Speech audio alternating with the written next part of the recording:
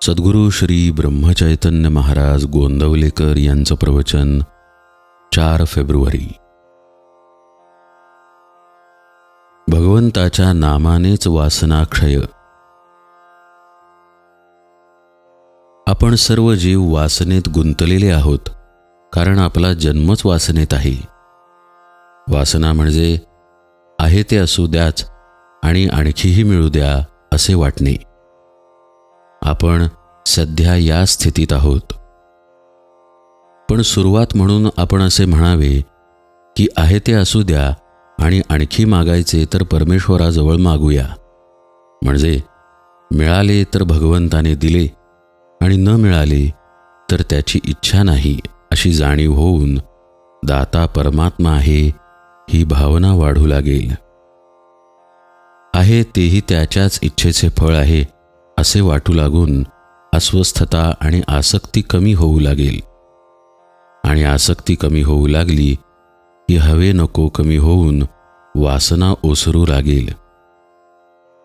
केवळ आपल्या कर्तबगारीने वासनेच्या पलीकडे जाणे अशक्य आहे. त्याला शरणागतीशिवाय गत्यंतर नाही.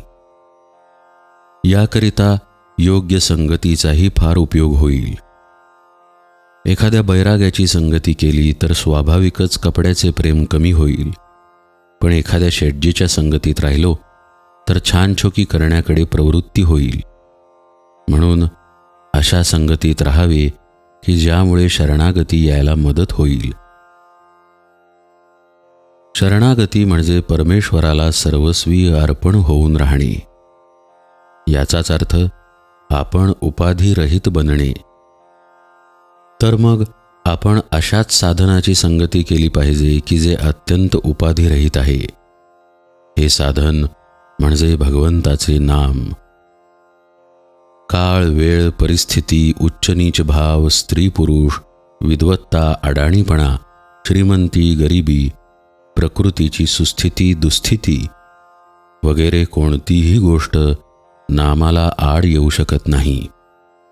तसेच त्याला कोणतीही उपकरणे लागत नाहीत. ते हृदयात सतत आपल्याबरोबर बाळगता येते. नामात वैराग्याचे कष्ट नाहीत आणि कुठेही केव्हाही ते बरोबर नेता येते. त्यासाठी विषयाची तदाकार वृत्ती सोडली पाहिजे.